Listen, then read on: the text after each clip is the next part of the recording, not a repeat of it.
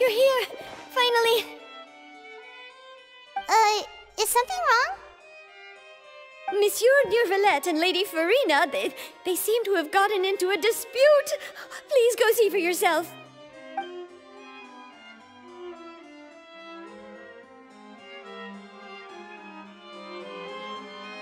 Like I said, I've already explained everything. And yet the problem has not been properly solved. There is little space for excuses between us. It is not my intention to offend you, but please, tell me where you stand. You are the Hydro Archon Focalor, are you not? Look at this. This is a list of the victims from the recent Poisson incident.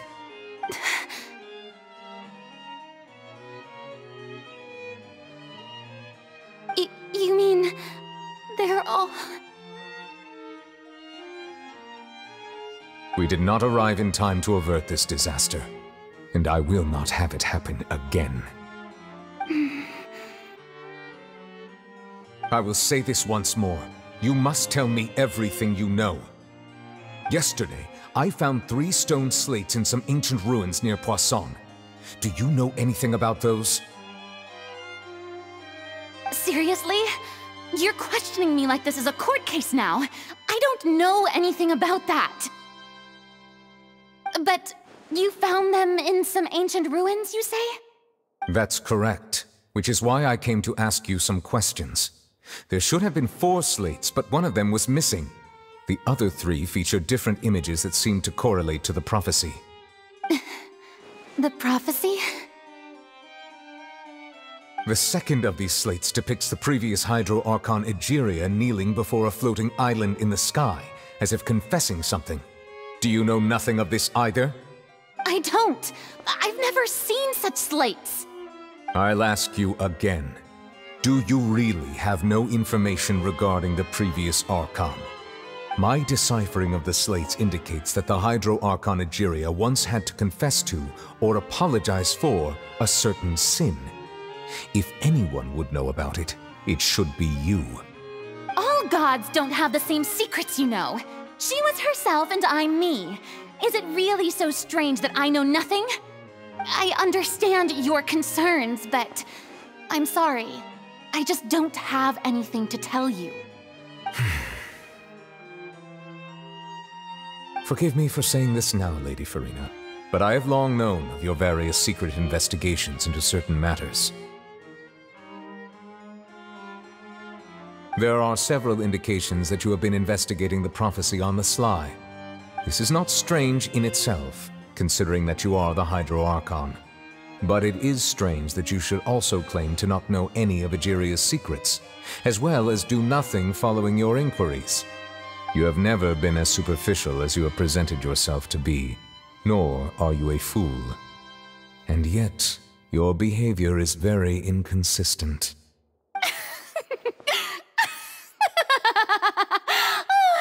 So you've been watching me all this time, have you?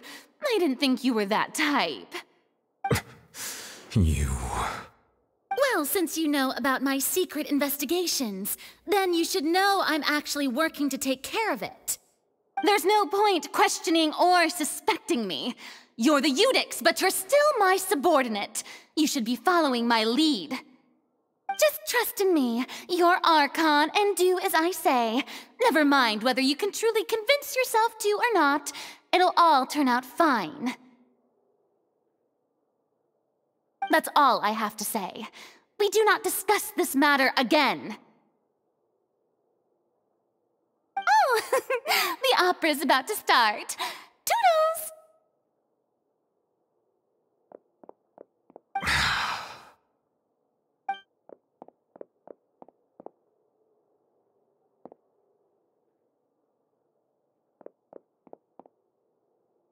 Did Farina not notice us standing by the door? Wonder what's up with her. She was smiling. She didn't seem in the mood to care if we were listening in or not. I assume you've been outside for a while now?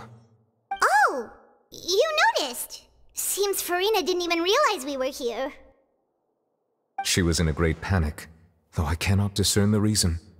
Our discussion reached impasses time and again, a state of affairs that we cannot allow to continue. Still, I do not understand. Dialogue is the basis for understanding, so why did she keep refusing to engage?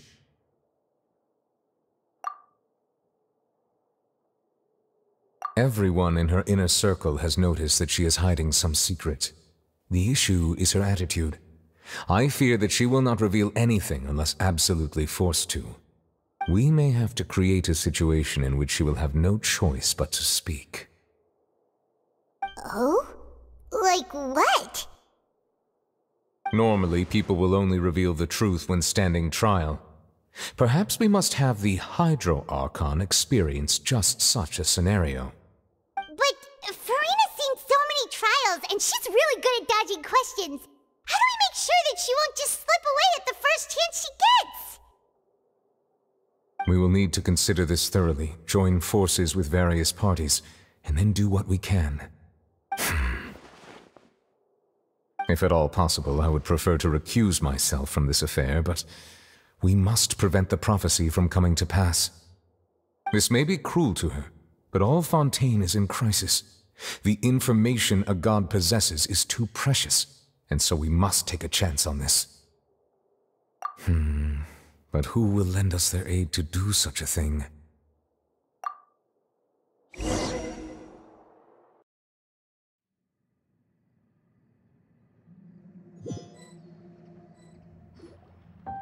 Well, that's everyone, huh?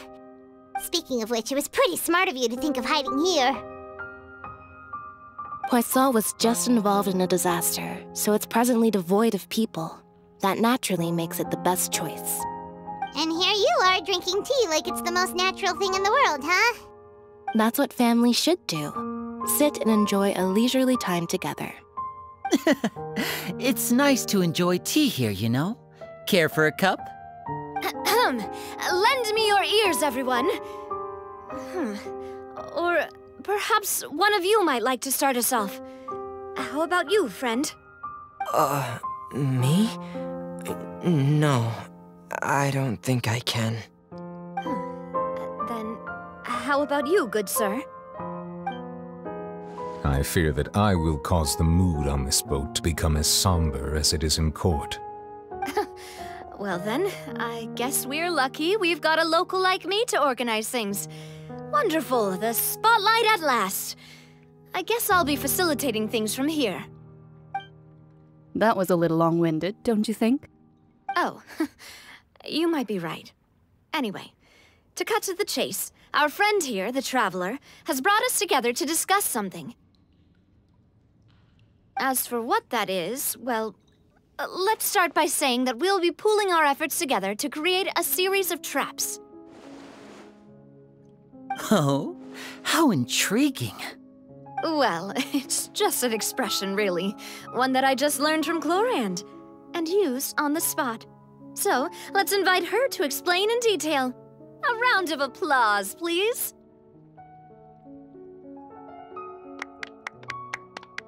Huh? Didn't you say that you would be facilitating this? Oh, come now. Your work doesn't involve much public speaking, right? This is a good chance to practice. You might even pick up some fancy oratory tricks to impress your boss with in the future. I see. And what does my boss say?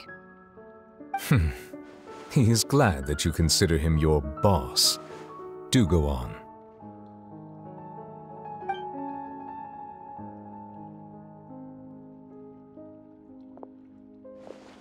In that case, do any of you have experience hunting? Not that I recall. Fremine and I once used a wooden stick in a basket to catch wild rabbits when we were younger. As for Lynette, oh, right. You were sick that day, weren't you? I've also gone diving to catch some fish before. Does that count? I'm afraid not. You may or may not have heard, but Fontaine once played host to a group known as the Marechaussee Hunters. Though that was their name, they did not hunt animals, but rather various monsters left behind by the ancient dynasty of King Remus. Today, Fontaine's monster population has already thinned greatly, so the hunters have blended back into society, taking up arms in other lines of work. They even left a unique methodology of hunting in their wake. A trap comprises of the following components: bait, a trigger, and a containment device. Sometimes a lethal implement will also be necessary to deal with the prey. So, if we were to build a trap together, right now, what would you choose to build it with? For me, I would prefer something basket-shaped. Pigeons and rabbits will see the bait and naturally enter the snare. Our line of work requires a deft hand, and we're some of the best in the industry, so you can count on our techniques. You used some of those techniques while moving the people of Poisson, didn't you? My subordinates mentioned that you even performed some magic for the bawling children. Yes, and I even managed to gather some intelligence in the meantime. I'm quite the multitasker if I do say so myself. I'm afraid I can't claim that as my strong suit. I prefer more stable methods, like placing bait in the water and waiting for the fish to come within reach. That's the kind of method I would count on. Calm and steady. Exactly the kind of person who would catch loads of fish. And I can be their assistant. With discretion, I'm sure. I'd probably use some sort of mechanical animal. Papa once bought me some small clockwork squirrels, mice, and such. When placed in the forest, they can attract others of their kind. I remember that you liked those too, didn't you? I did. And that would be a good way to go about it. If they're realistic enough, animals of the same kind will follow them all the way to the trap.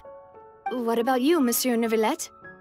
I fear I do not have any related experience. That makes sense. You usually solve problems directly, without the use of any such tricks.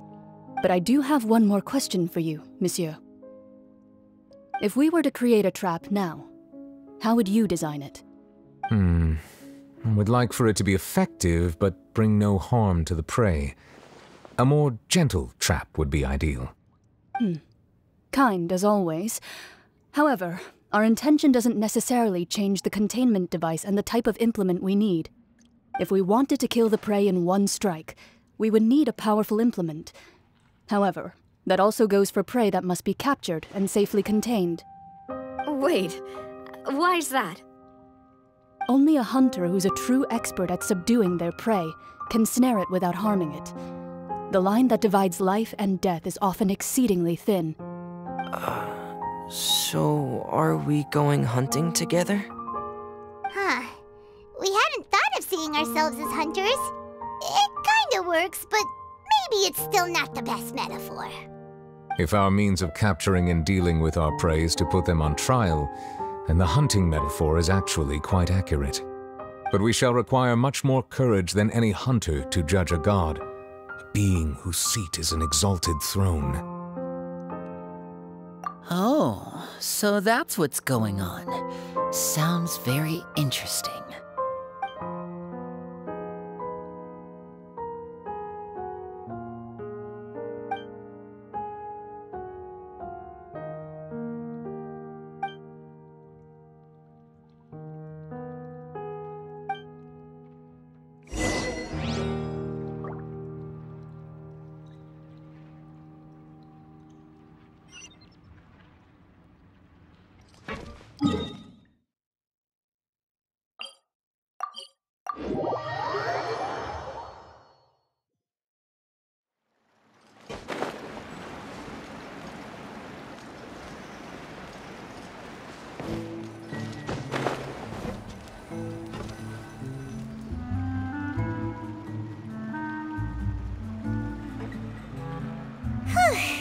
It's been a tough few days, hasn't it?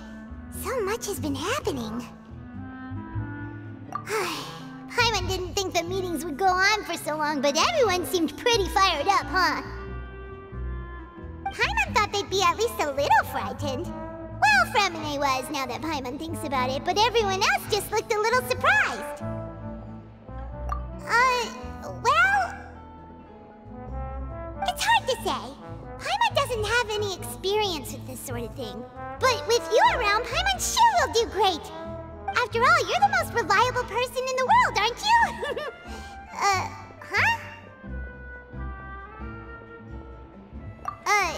Did you just pour some tea? Paimon didn't notice you doing that at all. Then what's that? Paimon's never seen that cup before. Don't be frightened. I'm just joining you two for tea. I merely refrained from saying anything till now. Who's that voice? But there's no one here. Ah, have you forgotten me already? Wait, you are familiar. You're the voice we heard from the sky in Sumeru.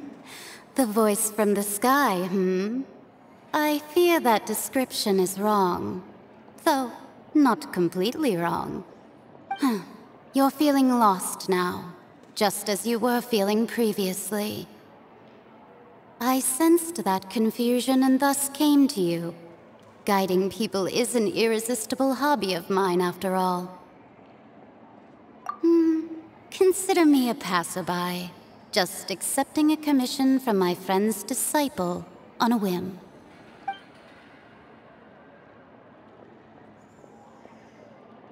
The prophecy. Yes, what has been prophesied will be fulfilled. You may view such things as the history of the future. What? Then is there any way we can stop it? I believe you have witnessed a failed attempt with your own eyes. Can everything in Teyvat so easily be changed? Ah, so you've caught on. Just as prophecies are usually only the future as seen from the perspectives of the gods, could things be happening in hidden corners where the gods' gaze does not fall? Are the things that you shall see different from the fate that the gods perceive?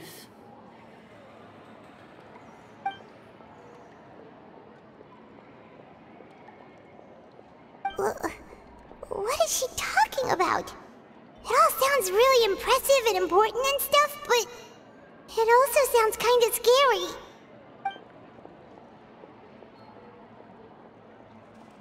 I believe that you understand, right? Some things are insignificant, but others you must reach out to change. Ultimately, fate shall serve as your only guide, no matter what will happen in Teyvat's future. All you need to do is to play your part. This was good tea, by the way. Thank you for your hospitality. Well, that'll be all for today. The voice. It's gone.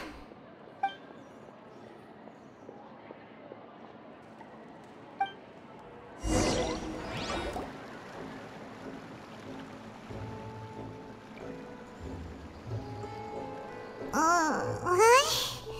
Paimon hears someone talking. All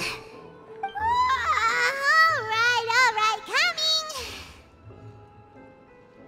Hey, it's you who's getting lazy, okay? Well, I see I've walked in on some lively banter. Luna! Fine, just fine. I went to take part in that Steambird panel. It turned out to be more interesting than I expected. Not all Fontainians are pessimistic about this. One journalist mentioned that sitting around and waiting for the end to come would be wrong, and that they should make their own rescue preparations. I agreed, so we had a brief chat with her. Did she have pink hair by any chance? Why, yes! It was Charlotte. You remember her, right? That daredevil journalist? I'm in full support of her view. Prophecies are very important, but how can people allow their lives to be commandeered by just a few words? That's right! Paimon's glad to hear something sensible for once. Ah, yes. About what we had discussed before. I did try, but I'm afraid I couldn't reach the old hag. I'll try again tonight, but I wouldn't get your hopes up. Huh?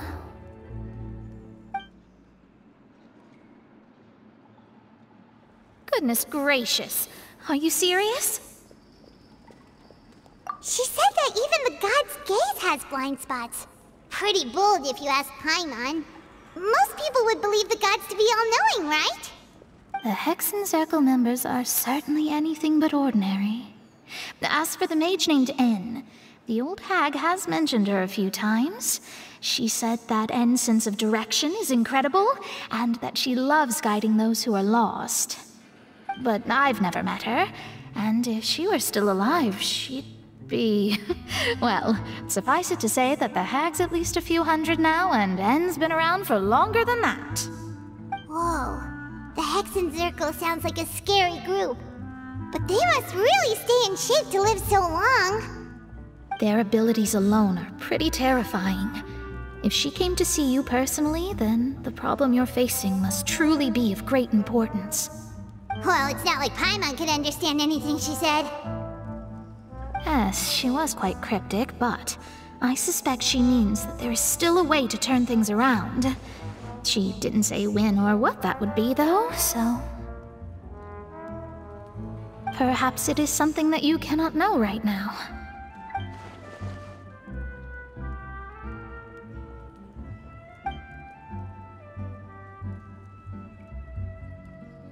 Traveler, Paimon, are you two all right? Oh, we're fine. We're just a little down right now. It kind of feels like the end is coming, you know? I see. I feel that same sense of desperation, too. I guess you could consider me someone who has often witnessed fate. So far as I have seen, it cannot be swayed. But even so, I still hope for, and believe in, miracles. Astrology is eternal and rational, but fate may not be. It is cruel, but it can also be beautiful. Perhaps that's what N was trying to tell you. Not to lose heart, and to believe that what you are seeing playing out before you is not yet set in stone. I did originally think of steering clear of all this, but I couldn't. Even if this is all futile, I still wish to help everyone.